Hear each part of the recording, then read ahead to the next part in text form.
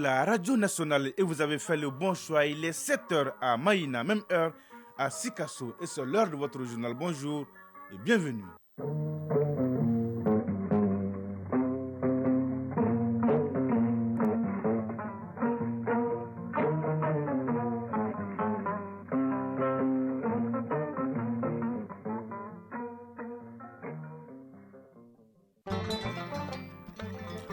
Mais l'actualité, première édition de ce mardi 10 janvier 2023. Tout d'abord, la couleur du temps sur Bamako et environ 19 degrés ce matin. Journée ensoleillée dans l'ensemble. Humidité 16%, du vent 21 km à l'heure et la maximale attendue est de 35 degrés. Le journal Sidiki Dambélé. Mesdames et messieurs, à la une de cette édition, la gestion intégrée des frontières et le trafic illicite des migrants. Le sujet est au cœur d'un atelier sous-régional qui a débuté hier ici à Bamako, une initiative de l'Organisation internationale pour les migrations. L'atelier regroupe les représentants du Niger, du Burkina Faso et du Mali. À suivre le grand format de ce journal qui nous conduit dans les marchés de la pomme de terre à Sikasso, marché bien fourni avec des prix abordables, 350 francs les kilos contre 600 francs en fin décembre dernier. Une production boostée grâce à la semence locale, nous dira Moustapha Doumbia. L'actualité internationale à suivre en pointillé avec Batraoré en direct avec moi dans ce studio. Bonjour Batraoré. Bonjour Sidiki Dambélé. De quoi va-t-on parler ce matin? Alain-Claude Bilibizé, le nouveau Premier ministre gabonais, forme un gouvernement de 45 membres. Tous les ténors gardent leur portefeuille. Paul Kagame, le président rwandais, ne veut plus recevoir des réfugiés de la RDC dans son pays. Il réagit ainsi aux accusations de soutien au M23. Joe Biden effectue sa première visite au Mexique en tant que président des États-Unis d'Amérique. La lutte contre le narcotrafic et la crise migratoire sont au menu des débats. Tels sont les sujets que nous aurons dans la page de ce matin. Sidiki Dambélé. A tout à l'heure donc pour le développement. La chronique initiative citoyenne Ousmane Dao nous ouvre les portes de l'Association pour le développement économique, culturel et social de Sikoro qui travaille pour le bien-être de la population. Enfin, la page des sports avec l'athlète de jour et de nuit, Sergatou Sissé, bonjour. Bonjour, c'est Sidiki Dambélé. Est-ce que tout va bien, Sergatou? Je me porte à merveille, alhamdoulilah. Allez, la une de votre page. Chan 2023, la compétition donne le top départ ce vendredi. Les aigles locaux du Mali sont en préparation sur le sol tunisien. Ils jouent d'ailleurs cet après-midi contre les Congolais. Le championnat national de foot féminin et le coup d'envoi de la saison de la Ligue de Bamako sont à l'honneur. Nous ferons la lumière sur la retraite des capitaines de la France, Hugo Lloris, et du pays de Galles, Gareth Bale. Et enfin, l'insolite du jour mettra fin à cette page des sports. Et voilà pour le sommaire. Vous êtes prêts? Eh bien, nous aussi.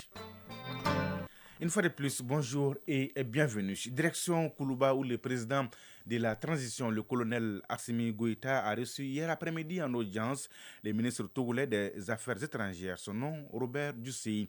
Il était porteur d'un message du président togolais, Faure Gnassingbé, facilitateur dans les dossiers ivoiriens. C'est donc un message de remerciement transmis par le ministre togolais des Affaires étrangères, Robert Dusseyi. Remerciement pour le dénouement heureux de l'affaire des soldats ivoiriens qui étaient détenus à Bamako. Je vous propose de l'écouter à sa sortie d'audience.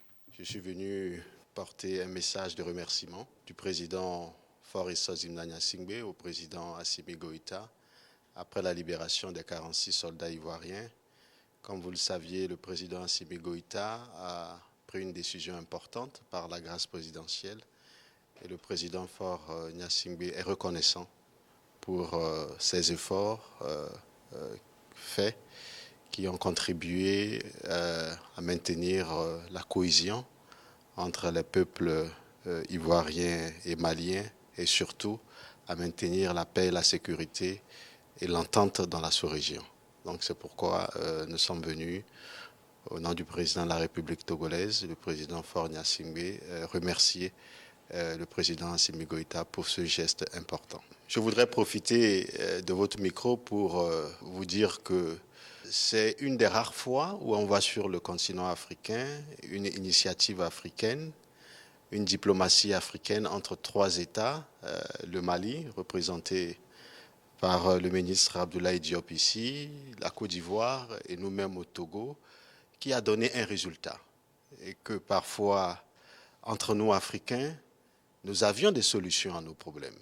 Et nous nous réjouissons que la solution à la crise entre la Côte d'Ivoire et le Mali ait pu être trouvée grâce à nous-mêmes, à la détermination, bien sûr, de nos chefs d'État et à la volonté des Africains à trouver une solution à cette crise.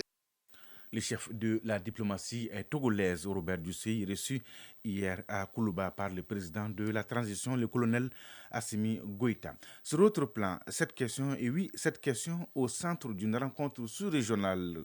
Comment favoriser la libre circulation des personnes et leurs biens? Des experts venus du Niger, du Burkina Faso et du Mali échangent sur la question depuis hier ici à Bamako. L'objectif est de proposer des stratégies sur une gestion intégrée des frontières et le trafic illicite des migrants.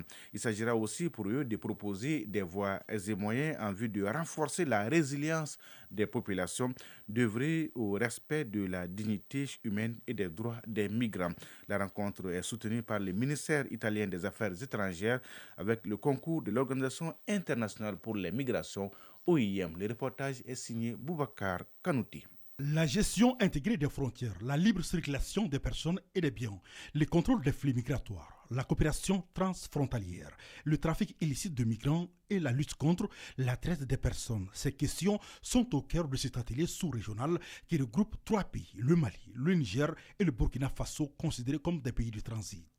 Les représentants de ces pays tenteront de trouver ensemble une solution idoine à l'épineuse question de la migration en vue de minimiser les conséquences qui en découlent. Aminata Diko, représentante du chef de mission de l'OIM au Mali. La circulation des personnes et des biens a considérablement augmenté au cours des 20 dernières années, notamment sous l'effet de la mondialisation. Cette dynamique appelle à une adaptation des structures de gestion de l'immigration et des frontières en vue d'une meilleure gestion des flux de personnes et des échanges commerciaux transfrontaliers. Le renforcement des capacités des commissaires de police et directeurs centraux pour mieux cerner la question migratoire constitue une préoccupation pour les décideurs. Le directeur de la police a saisi l'occasion pour demander à ses hommes plus de sacrifices pour la nation, surtout en cette période cruciale. Inspecteur général Souleymane Traoré, directeur général de la police. Il s'agit là d'un vaste et ambitieux programme pour lequel ces 3 journées ne seront pas de trop. Je compte particulièrement sur vous pour vous approprier de nouvelles expériences que partageront les experts de l'OIM durant cet atelier en vue d'une fidèle restitution des connaissances acquises à vos personnels. Ces différents mouvements effectués au sein du personnel n'ont d'autre but que la recherche de l'efficacité et de la protection des plus faibles. Cette formation est financée par le ministère italien des Affaires étrangères et de la coopération internationale en collaboration avec l'Organisation internationale pour les migrations. Radio Mali à Sikasso et environ 98.3 MHz en FM. Le grand format de ces journaux nous conduit justement en 3e région où la semence de pommes de terre produite à Sikasso fait déjà ses preuves. L'approvisionnement des marchés connaît une amélioration considérable due en grande partie à cette production locale des semences. En chiffres, les marchés reçoivent environ 20 tonnes de pommes de terre par jour contre seulement 5 tonnes par jour les autres années à la même période selon le groupement régional de l'interprofession de la filière. Le prix du kilogramme de pommes de terre est aujourd'hui dans l'ordre de 350 francs CFA contre 600 francs CFA en fin décembre dernier. Vous savez ce qu'on va faire? Eh bien, rendons-nous dans ces marchés avec Moustapha Doumbia et Souleymane Bamba de notre bureau régional Ouatem Sikasso. La pomme de terre est un tubercule dont la culture est bien répandue dans la région de Sikasso. Avec une production annuelle supérieure à 250 000 tonnes, Sikasso constitue le principal bassin de production du pays. Ici, les acteurs sont organisés en groupements interprofessionnels. Parmi ces acteurs, des producteurs, des fournisseurs d'intrants, des commerçants et des transformatrices. Après une période de rupture, la pomme de terre est aujourd'hui bien disponible dans les marchés de Sikasso. Siaka Koulibaly, président du groupement régional de l'interprofession de la pomme de terre. La pomme de terre présente sur le marché actuellement est cultivée pour coïncider avec la fin de l'année. Cette production représente 30% de la production annuelle. Il y a d'autres productions pour le reste de l'année. Ces dernières sont conservées jusqu'au mois d'août.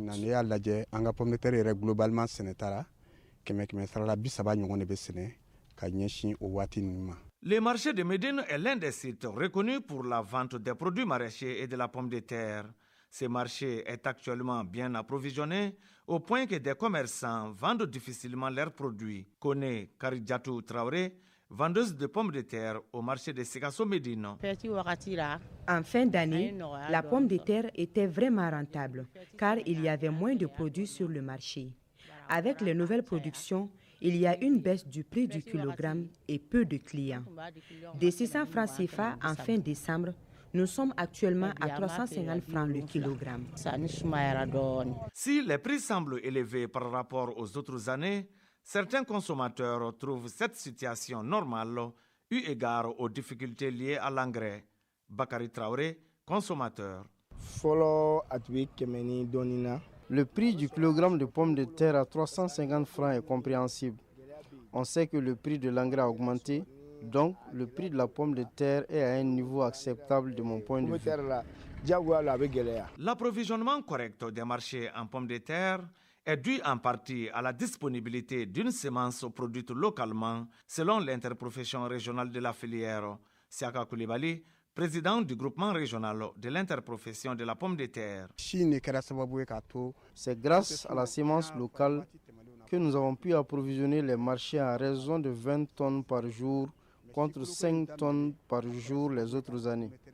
L'avantage de cette semence est qu'elle permet aux producteurs de dépenser moins et de vendre sa production à un prix raisonnable.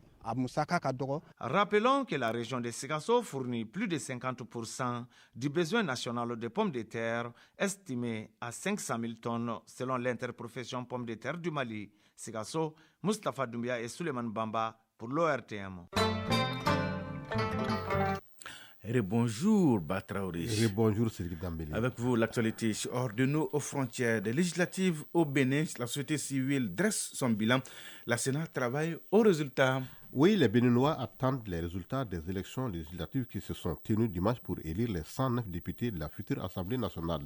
7 partis politiques étaient en lice. La CEMA n'a pas encore annoncé des résultats ni des taux de participation. Les organisations de la société civile qui avaient déployé 714 observateurs sur le terrain ont rendu hier leur observation. Parmi celles-ci, la volonté de contribuer à une meilleure participation des électeurs au scrutin.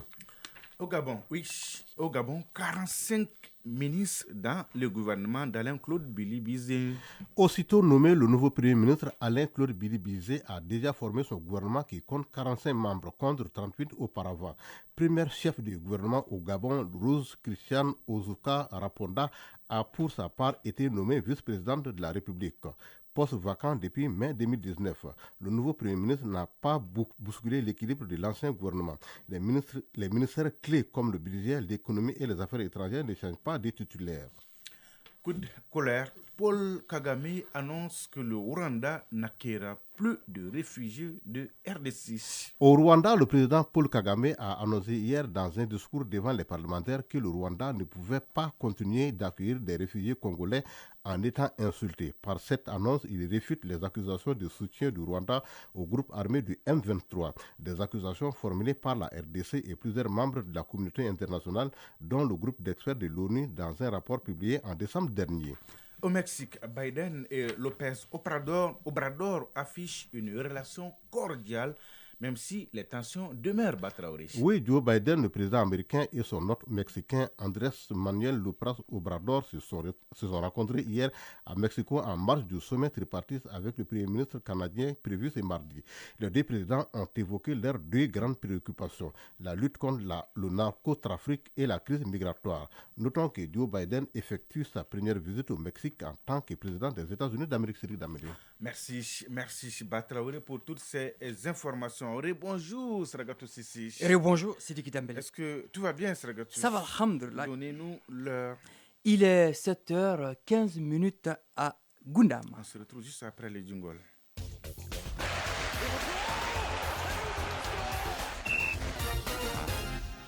Et oui, parlons d'abord des préparatifs du CHAN Algérie 2023. Les aigles locaux du Mali rencontrent cet après-midi les léopards locaux de la RD Congo. Oui, coup d'envoi 13h temps universel à Sousse en Tunisie. C'est le deuxième match de préparation des aigles locaux du Mali en route pour le CHAN en Algérie. Le premier test contre l'Ouganda s'est soldé par le nul de 0-0.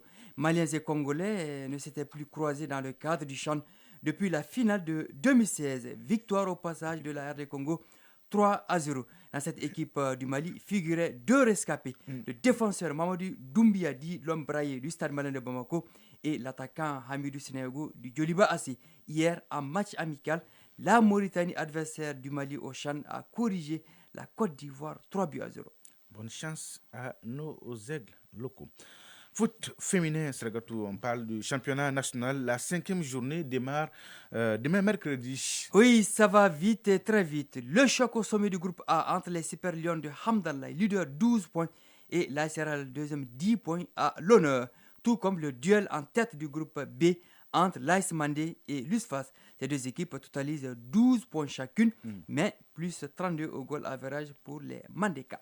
Ligue de foot de Bamako, 2 matchs ont eu lieu hier au stade Mamadou Konaté au compte de la première journée. FC Siemens bat Derby Academy 3-1. FC Alaï s'impose 1-0 face à Cosmos FC. Cette première journée s'achève jeudi avec 3 matchs. Sragatou, quelques nouvelles en plus bref. Le gardien français Igor Lloris prend sa retraite internationale. Recordman de sélection chez les Bleus 45, Lloris, 36 ans, a une belle carte de visite. Champion du monde 2018, vainqueur de la Ligue des Nations 2021, une finale de l'Euro 2016 perdue. Fois un record. Autre retraite internationale, celle du Gallois Gareth Bale à 33 ans.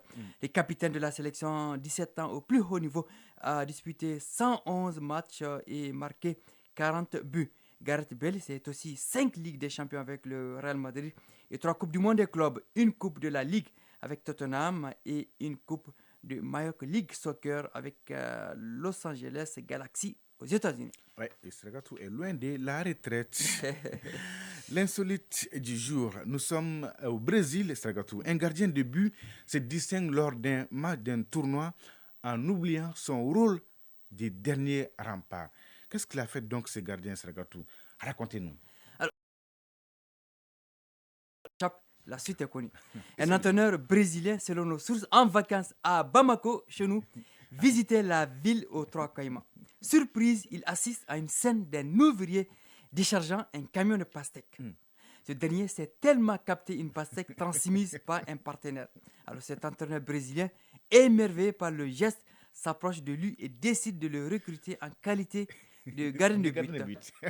Lors d'un tournoi, notre compatriote est testé. Les coups francs et tirs sont stoppés. Ça rassure. Bien sûr. Sur une balle aérienne, il se saisit du cuir comme une pastèque et marque son camp. En un mot, il a confondu la trajectoire du ballon à celle d'une pastèque. Il venait de quelle région? Je le saurais. Initiative citoyenne. Le développement nous-mêmes. EVIS, créée en 2015, l'Association pour le développement économique, culturel et social de Sikoro, fait œuvre utile pour le bien-être de la population, bien sûr. De sa création à nos jours, elle a réalisé sur fonds propres ou avec des partenaires beaucoup d'infrastructures sociales de base. On peut citer entre autres la construction d'un pont, équipé pour les femmes et l'aménagement d'un jardin. Découvrons ensemble l'association pour le développement économique, culturel et social de Sikoro. C'est avec Ousmane Dao. Situé à 1 km de Sanankoroba, les ressortissants et sympathisants du village de Sikoro se sont retrouvés pour mettre en place l'association pour le développement économique, culturel et social. Depuis sa création, il y a à peu près 8 ans, l'association a réalisé beaucoup d'infrastructures pour le bien-être de la population. Youssouf Sako, président de l'Association pour le développement économique, culturel et social de Sikoro. Construction de 11 mètres cubes, donc qui alimente Sikoro en eau potable toute l'année. 2 bornes-fontaines qui sont également installées. Il y a eu aussi la construction d'un centre multifonctionnel pour les femmes. D'abord, avait bénéficié au tout départ de l'aménagement séchoir et 4 grands bâtiments dans lesquels les femmes font les séchages des produits maraîchers et beaucoup d'autres choses. Toutes ces structures ont été rendues possibles par la détermination de l'association, mais également avec des partenariats gagnant-gagnant pour le bonheur des villageois. Avec des partenaires américains, nous avons été qui également a compris qu'effectivement, le village avait des initiatives, le village était mobilisé à aller vers le développement. Nous collaborons avec cette association-là. Nos partenaires suisses nous aident et nous assistent pratiquement. Après le financement, c'est le village qui s'occupe du reste. Il y a une autogestion ici. Par exemple, le centre de santé, c'était avec seulement le bâtiment et la vente des médicaments, fonds propres générés par notre association. Malgré ces nombreuses réalisations, elle est confrontée à des difficultés qui ont pour nom incompréhension dans la gestion et l'insuffisance de moyens. Youssouf Sako, président de l'Association pour le développement économique, culturel et social de Sikoro. Les difficultés sont pratiquement liées. Par exemple, le centre de santé, les soins qui sont ligués ici, et ces soins-là, non seulement on fait ça souvent à crédit, ou encore pour certains cas, les démunis, on les soigne gratuitement, et les frais d'accouchement sont très bas. Les difficultés, c'est aussi au niveau émotionnel. Le pouvoir d'achat de la population étant limité, donc nous sommes obligés de baisser le prix. Et souvent, alors, après une production, on est souvent alors, en petite difficulté. Nonobstant les problèmes, l'Association pour le développement économique, culturel et social de Sikoro est convaincue que seules les initiatives de développement local en prenant en compte permettent d'arriver au vrai développement avec ou sans soutien. De très belles initiatives. Merci Ousmane Daou. Des passages, nous avons appris ce matin le décès de Djibril Tangara, ancien ministre de la Solidarité sous le régime de Amadou Toumani Touré. Toutes nos condoléances à sa famille. 7h23 à Kenya.